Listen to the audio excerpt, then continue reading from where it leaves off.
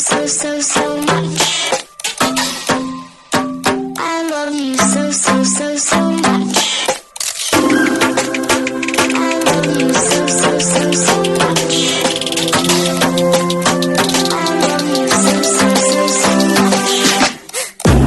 Hello, all you positive heads out there. Thanks for tuning your beautiful brainwaves into another episode of the Positive Head Podcast, where we are firmly convinced that creating success and happiness is rooted in understanding the ultimate nature of reality and the fact that as human beings, we are all immensely powerful fractals of the one and only source consciousness, which creates and animates all things. Now, of course, understanding this powerful truth is one thing. Applying this incredibly empowering wisdom to everyday life, well, that's another. Which is exactly why we provide you with a fresh serving of soul food for thought 5 days a week to help constantly remind you of what matters most. You are it. And I'm your host, Brandon Beecham. I'm the reflection and extension of you who will be here each Wednesday interviewing a different consciousness changemaker. And on the other 4 weekdays, leading the way to ensure that your perspective is consistently expanded, your vibration is constantly elevated, and your heart is overflowing and full.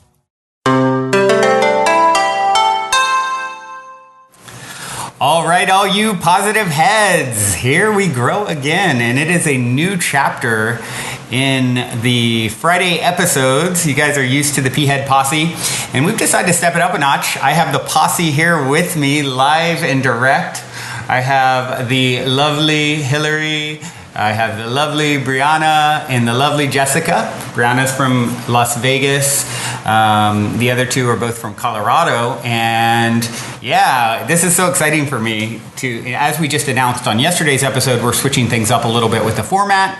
You're still going to have the P-Head Posse episodes whenever we don't have retreat guest, immersion guests here at the Mystic Manor. And we do this week, the very first, very, very brave souls coming into the very first week amongst the construction and just getting seating in the living room today. And it's a Friday and they showed up on Monday. So these are the brave women who sort of pioneered everything. Ladies, welcome to the show. Hello. Thank you. We're excited to be here. Oh, this is so cool. I'm trying to think if I've had my friends who are in town, co-host obviously a lot of times, and a few I guess I originally met through the show, maybe a handful. I can think of one or two people that I met through the show and then they ended up co-hosting. So that's like a pretty rare sort of experience. This is a very rare experience for me. And of course, this whole thing is totally unique. And for those of you who are just tuning in and like, what the heck's he talking about? Retreats, etc. So tomorrow night, we're shooting the very first episode of the new late night style consciousness elevating talk show, Optimistic. And what we're doing over the next 37 weeks over the next year, we're shooting 37 episodes. And the week leading up, Monday, 3 different guests arrive and get to experience the Mystic Manor, where the epic spaceship-like property here in Venice, where we're all, not only living, those of us helping to coordinate the show and everything, but also running immersion-style retreats, because the premise of the show is to have you guys as listeners actually come and like take down that wall, and you actually get to come and be a part of the show. So it's been quite the adventure. And of course, like everything is in life, you get some of what you expect and a lot of what you don't. And so I just want to talk a little bit about, on these Friday episodes with the guests, like what their experience has been so far, what some of the highlights are. There's certainly been some challenges. I will say before we dive into all of it, for those of you who want to learn more about Optimistic, you can go to optimistic.tv, and that's spelled MYSTIC, the mystic part. And there's still probably about a little over half the spots over the coming year are still available. If you would like to come and stay at the Mystic Manor and be on Optimistic, be on the podcast, it's all part of what we're going to do here. So it's been, I will say, for all of us leading up to this for me, the last 3 months have been the most intense of my life, probably. Working 7 days a week, 15 hours a day in preparation for moving, hosting retreats, and shooting a new show. I've definitely questioned my sanity a few times.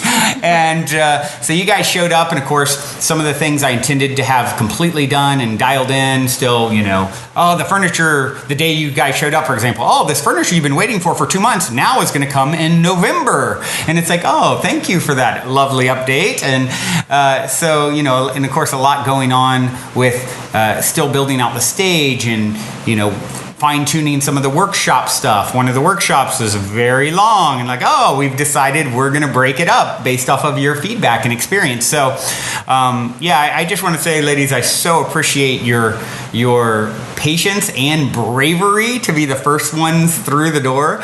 It's been super amazing and rewarding for me so far. I know that. And so what I'd like to do is have each of you maybe take a turn and just talk a little bit about what your experience has been, expectation versus reality versus, this was unplanned, really cool highlight for me. And of course, there's more to go. We have all day today. I'm spending all day on Fridays with the guests. That's sort of my day to spend, we have chef prepared meals each week, cook prepared meals. And we're going to go venture out and spend the whole day together today. And then tomorrow, of course, is the live taping of Optimistic. And you guys are going to be on the show. But so it's one of the things I thought it would be really cool to maybe even record you guys on Sunday morning before everyone leaves. But right? Yeah. But it's, the reason I haven't, and maybe I'll experiment with that, is people's flights are different times, right. And it's maybe a little hectic. So we're close-ish to the end, but still the show recording tomorrow, the after parties tomorrow. Yeah. But up until this point, Brianna, maybe you want to start a little bit about what your experience has been like. Yeah, I'll definitely start because mine goes back a while. Mm-hmm. I don't know if you remember, but maybe a year and a half ago, I sent you an email.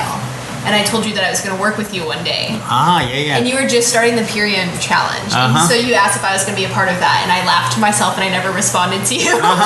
You're like, nope. Yeah. I'm over here eating chicken wings.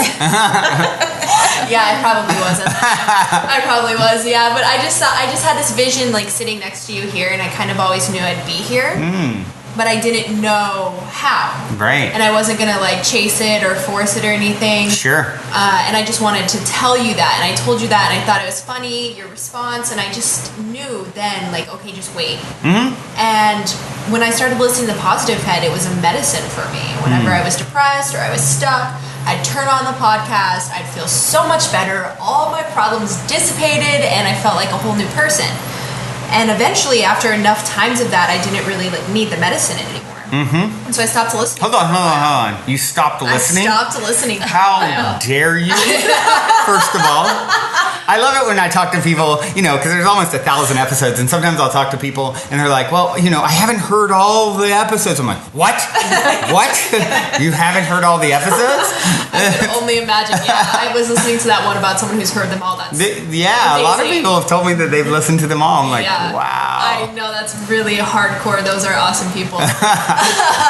I stopped listening, and one day I got that feeling to turn it on. Mm-hmm. And I did. And the first thing I heard you say was, send your email if you want to be a part of. And that's all I heard. Yeah. And I just sent my email. Wow. And I actually had contacted you on Facebook, too, to double check that you got my email. So I always knew that I'd be here. And I connected to Sydney when she was on the podcast, too. So to have Sydney Campos here with us and facilitating these meditations and these healings has been a huge highlight for me. Yeah, Sydney's amazing. Right, so amazing. So just to be here and have that, not really manifested, but confirmed to me, to have that future being shown to me, and me realizing I didn't have to do any work, but send an email and then show up here, was really amazing. And I don't think I could ask for anything better. And people were inviting me on medicine journeys, and I was like, oh no, I can't. I'm going on a retreat for the Positive Head. This is way better. So I absolutely love it. I feel great here. Wow. Yeah. It's such an amazing thing when I always say the future can affect the now as much as the past affects the now. Right. So many times in my own life where I've connected with someone or I think back to school was a good example, high school. I don't know if any of you ever had the experience, you'd walk into the class on the first day and there's just this one person that you're really intrigued by and drawn to, right? And then they end up being some character in your story for that year, right? So if you think back on it, you always have those there's certain people in a social setting or whatever that, like, I don't know why, I'm either really interested or drawn or connected to them or whatever. And I think when you really tune in and pay attention to that feeling, like, oh, I don't know how, I know I'm like connected to this person, or I'm going to know them, or they feel familiar, I'm really intrigued, way more intrigued than the other 30 people in the class, right? Yes. And that's almost always like what I feel is like this future self is having an experience with them, so you and I were sitting here in a future now at this table, so when you first were exposed, you're feeling that in your quote unquote past, right? Right, yeah, 100%. That's exactly how it felt. I was already here and I knew it. I just didn't fully see it. Right. Yeah, it's a fascinating thing. I find it so interesting meeting new people or coming across new people for that reason, because I feel like as we all sort of elevate and expand and grow, we're coming together with people that are more and more significant parts of our story too. Right. And so it ends up being, the game just gets more and more fun and interesting. And, it doesn't mean the characters aren't going to ever be challenging or whatever. Yeah. But, I've definitely I've tuned into that feeling a lot. And a lot of people had that experience. And a lot of people that I've met, like, I knew I was going to meet you. I knew, whatever. And it's a beautiful story. It's beautiful how it all unfolds, right? Right. It is. Well, Jess, maybe you want to take a moment and talk a little bit about your experience thus far. Of course. I started listening to the podcast initially probably over a year ago. I tried to start listening to it and I couldn't. You're like, no. I don't know. There was like some kind of block, and then it kept coming up. I was like, suggestions for you, or it was just there, and I was like, okay, I'm gonna listen. Mm-hmm. And then I started listening like very intentionally, and it became my morning meditation. I had quite a drive to drop my son off at daycare, so it would be my morning commute, and it was the best way to start my day. And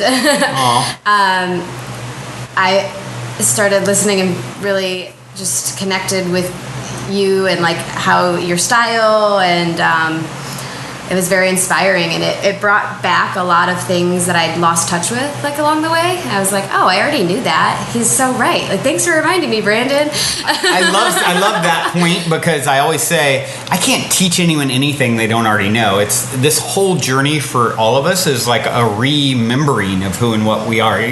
All of our souls know, and so I like that you make that point. Yeah, and when you started talking about the retreats, I was like, this sounds really cool. Like, this is going to be something really cool. I should do it. And of course, I made 1,000,001 excuses for myself, most of which you talked me out of. Thank you. Right. But I'm this week has just been exactly what I needed, and I didn't even know that I needed it. Like a full body, mind, soul reset.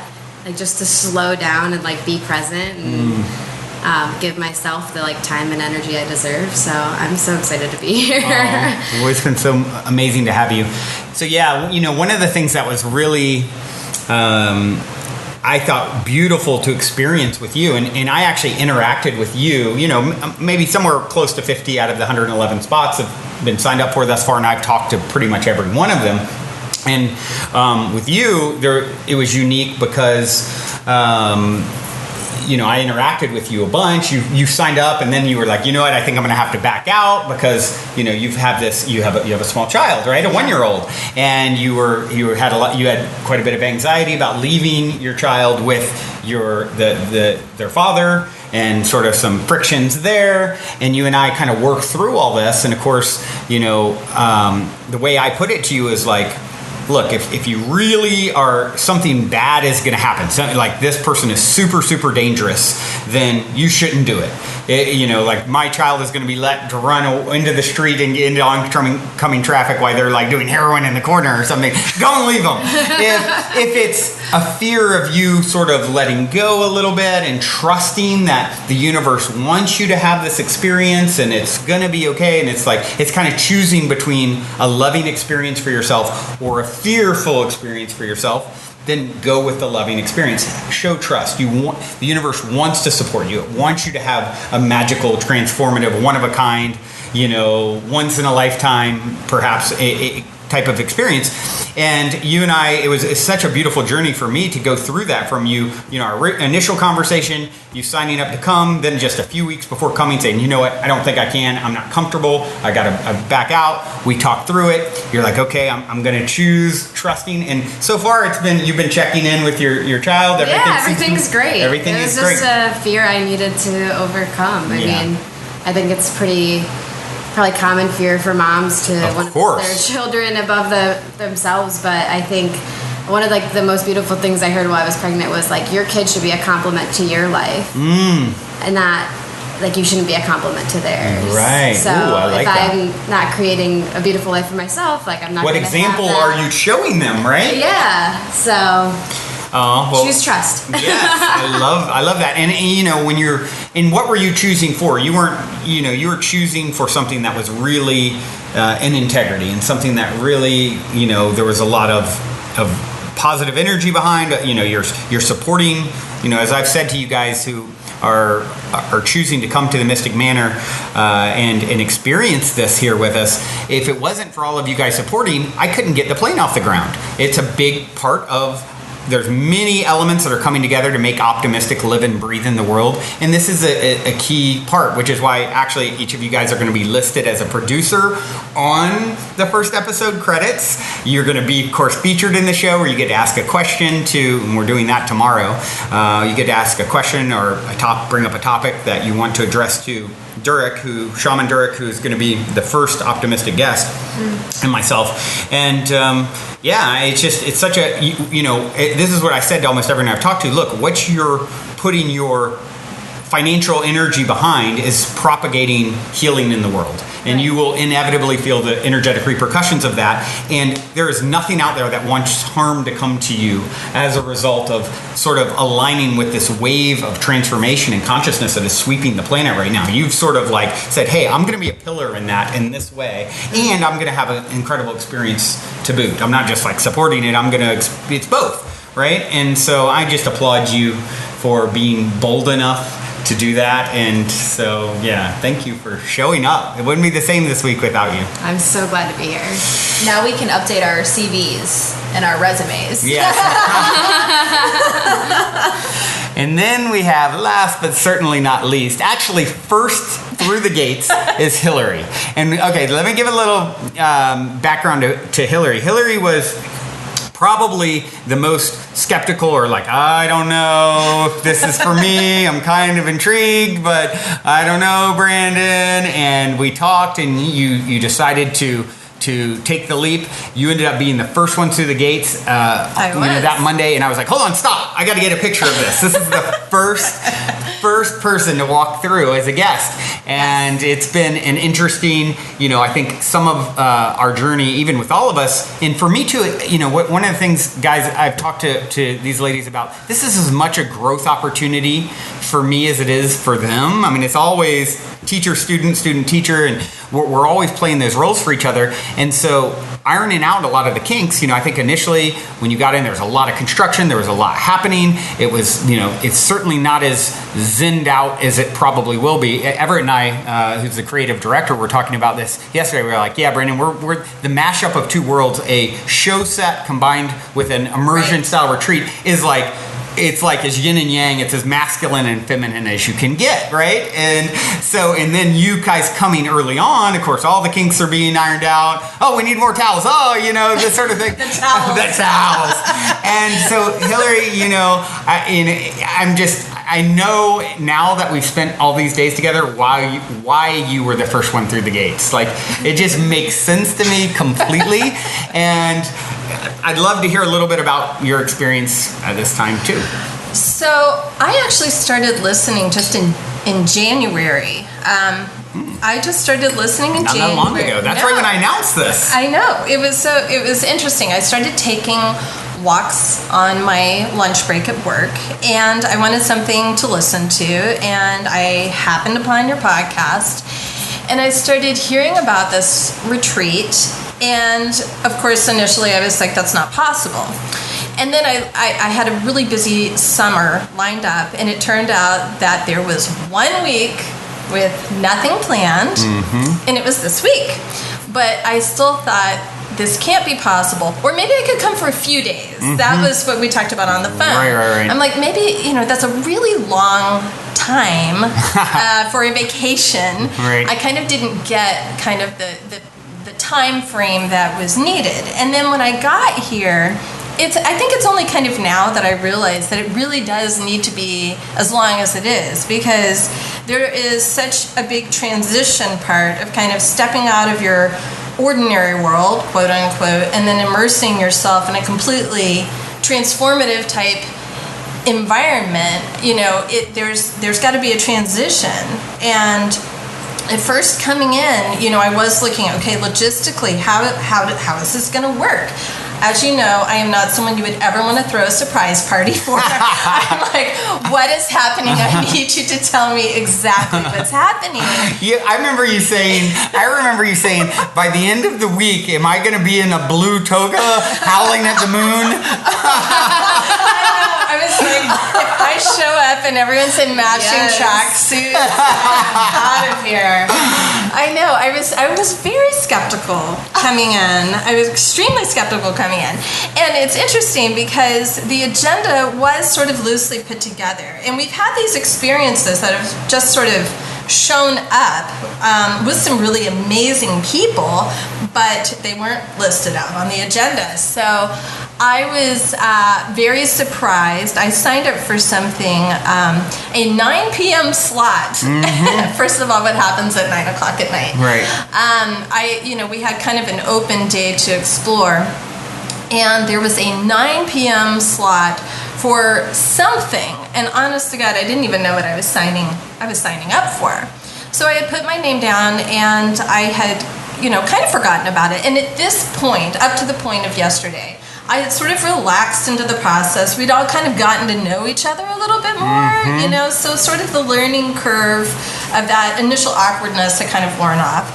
And then I get this text from Amanda Brown. That's her name. Okay. Amanda, yeah. Yeah. And she's like, I'm on my way. And I'm like, oh, yeah, I signed up for something. Right. At 9 o'clock. And she comes in, and she's, wearing this name tag, and it says that she's a hypnotist. And I'm like, okay, all right. And she's this adorable, beautiful young lady. And I had been informed that she was relatively new to whatever it is she was going to do. And so I thought, I'm going to do her a favor. I'm going to give her a little life lesson. She's so lucky. I'm going to do her a favor and help her out with this hypnosis project that she has. And so we came upstairs, and she set up a table. It was a Reiki table. I've never done Reiki. I didn't even know there was such a thing as a Reiki table. And so things are being set up, and there's incense, and she says, okay, so we're going to talk about your past life regression. And I said, breaking news, I don't actually believe in that. So what's the next thing on the list? And she's like, that's okay, you don't have to believe in it. And then she asked if I had any experience with hypnosis. And that was interesting to me, because I said, actually I have, because I used it to have an optimal birthing experience with my third son. And so I had used hypnosis in a really functional way. And so I thought, all right, let's see where this goes. And it went places that I did not expect. I did not anticipate in the slightest bit. It was a life-changing experience, really. She is a huge asset to the group here, and I know I shared that with you earlier. Oh, that is going to make her so happy to hear it, and it makes me so happy to hear it, because I just absolutely love her. She's such a dear friend, and wow, yeah. And I originally met her through the show years ago as a listener of the show. That. No, yeah. she's great, and it was a humbling experience for me, because I kind of judged where she might be in terms of her professional capabilities, because she's young, she's beginning. This is truly this is her path. This Yeah. is what she is meant to do. And Wow.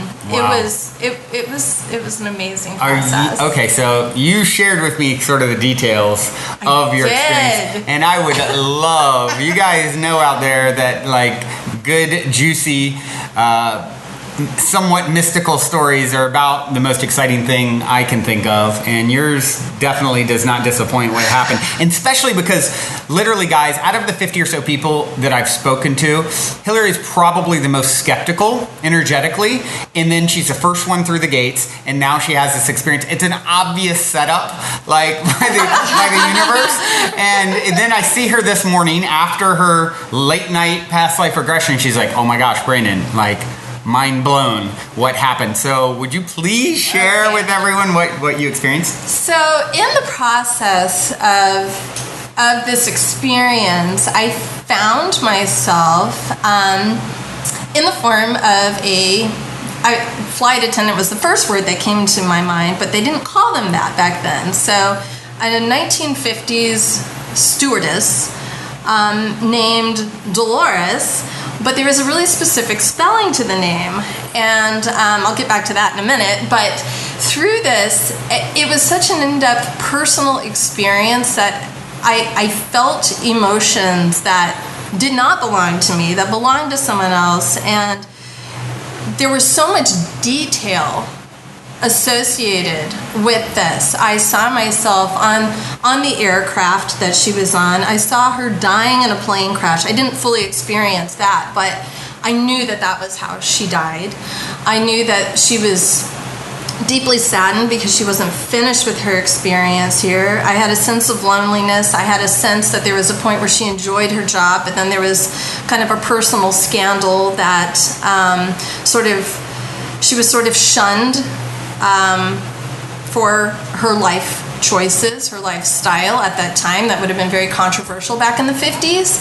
I experienced all of this. Do you want to share what that Well, was? Because it's such a vivid detail, It was you know, such and a even the vivid story with the detail. pilot. Like, I know. In this, I mean, again, thinking the 1950s, she was somebody who didn't even want to be a stewardess. She wanted to be a pilot, but that would have been a really difficult path for somebody in her circumstances to take. And not only that, she had a mother who was wanting a daughter who would be married, and she was really concerned that here she had this single daughter, and why wasn't she interested in men? And a pilot, kind of hit on her, and when she rebuffed his advances, he then exposed her as being lesbian, as being interested in women, and that changed the way other people viewed her. And that was kind of... in the 50s, that was a big deal. That would have been a huge deal. Yeah. It would have been a huge deal. And, I felt her frustration of being this progressive person trapped in a different time frame. Yeah. And dying soon after that. Right. So this is happening, and then Reiki starts happening. Again, I have 0.0 experience with Reiki, and I'm experiencing physical sensations in my body that I've never felt before, like a vibration. It wasn't a chill, it was like a vibration, intense vibration, and then the lights in the room started flickering. Wow. They were surging up and they were surging down, and it was completely bizarre. And I was only mildly aware of it, and it was one of those things where I was thinking, is this really happening, or is this kind of part of the show in my head? What's going on here? And then, later Amanda's like, did you see that the lights were flickering, It was really intense. And after all of this kind of wrapped up, I did what any good skeptic would do, and that was consult the University of Google.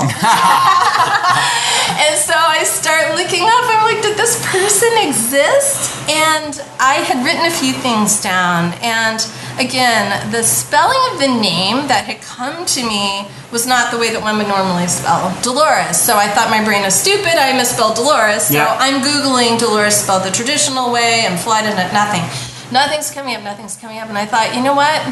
I'm going to put in this alternate spelling. The one you were shown during your regression. The one that I was shown, I'm going to put in the spelling, and I found a plane crash back in the 50s with a stewardess named Dolores. Spelled D-E-L-O-R, yes. Yes. Which is a weird way to spell it. Yes. Wow. Yeah. Wow, So and you added one of the things that you saw in your regression was New York. I did, and I couldn't figure out how New York played into it because And that's where the plane crash. that was where the plane crash was, because I knew she didn't live in New York. I knew she wasn't from New York, but New York, I felt like it was a place where she had visited. Well, and that was the place where she died. Wow. Yeah. Wow. So it was not what I was expecting. I mean, guys, I'm telling you, Hilary is not in when she walked through the gates, I'm like, okay, yeah, this is the person who's the most like unsure, the one who's concerned about howling at the moon. I don't know if I should be here, kind of thing. And so this is like, for Amanda, like this is such like the best testimonial ever because you're the real deal. I mean, you're not there. I'm sure there's gonna be a lot of people come through here that are a lot more, wide open and maybe even reaching at times, and you and I have had this conversation a bunch while you've been here. Right. How, as the same way I approach things you do, even probably more so, it's like a sense of healthy skepticism. Like, hey, I'm so open to anything, but I'm not going to say this or... I haven't had a past life regression that's that vivid, right. But I believe other people have because right. I've met enough people like you who I have no reason whatsoever to think you're the last person, probably the most valid person that could recount this experience. And there's so many of these stories out there. So it's like, I think approaching everything with a really healthy sense of skepticism is amazing. And you definitely did that, and maybe even more than healthy skepticism. Like, I don't know, show it to me and we'll see. And so I just think it's such an amazing way that this has all sort of transpired. Yeah, I there's not even, it's like words almost can't do it justice, really. And I've tried to journal about it and write about it, and it's like, I think one of the challenges for me now, and I was speaking with Sydney about this morning, is integrating the things that I am learning here and taking them home with me. Yeah. Integrating that. And that's something that I'm definitely gonna need to work through. I don't have an answer for that right now. Well, that's a great point. So for me, the biggest contribution I want to make to all of you that are here now and those of you that are coming is like, I know I'm a student first and a teacher second. You always hear me say we teach best what we most need to learn. But I also am aware of my strengths and power and gifts, and in that I'm calling in a lot of high vibrational energy to create a lot of magic in the world. And so that's a big part of what I want this experience to be. They say you are the sum of the 5 people you spend the most time with. So bringing you guys in here who maybe haven't created a Mystic Manor type environment yet, or a TV show or a podcast or any of these things, that as I'm doing them, it's like, not only am I expanding myself, but in real time, I want to pull as many people into it energetically as possible. My aim is for it to be like a Shakti pot kind of experience, a Sobet experience rather, which is like a transference of whatever the heck is running through me that has me so I can never sit still, and I'm just like, shaking with energy and excitement and this childlike, magical stuff that happens as a result. I want that to rub off on you and you and you as much as possible. And of course, in exchange, I get your gifts for me and your teaching and your feedback. It's such a beautiful, mutually beneficial exchange that we're having here. And I'm sure whoever's here week 37 will have this very polished, this thing will be a well-oiled machine. They will have towels. Yeah, they will have all the towels they can possibly use. And I know that you 3 are meant to be here for this version of what it is. And of course, I want any of you to come back, and even if it's just for a live taping and experience another show and after party.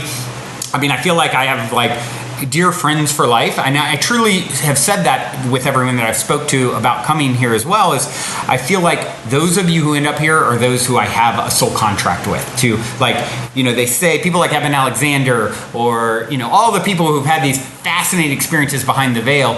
A lot of them say, oh yeah, or I think the book Journey of Souls, Michael Newton, the book I've read from some on the show, he says, yeah, we get together before we go in, we get together with all the souls that are going to play key roles at key times, and we plan it out. Okay, I'm going to see you here, you're going to bring this gift, I'm going to bring that gift, here's how we're going to grow from each other. All right, see you in 3D, and down we go. And then when the triggers come up and the time is right, things come online. You happen to turn the podcast back on, Brianna, at the right time, and here we are fulfilling our soul contract together. I mean, I look at you, and I always talk about feeling the energy or connectivity of people. You guys have heard me talk about this a lot on the show, and then a lot of times I will see once I meet one person and they remind me of someone I've known for a long time, and then once I get to know the newer person, I'll see all these overlaps between them and the older person. And since you and I've been sitting here, and I'm like, oh my gosh, my sister Melissa, I can feel like you are definitely connected to my sister Melissa. Wow. Yeah, you kind of look like her.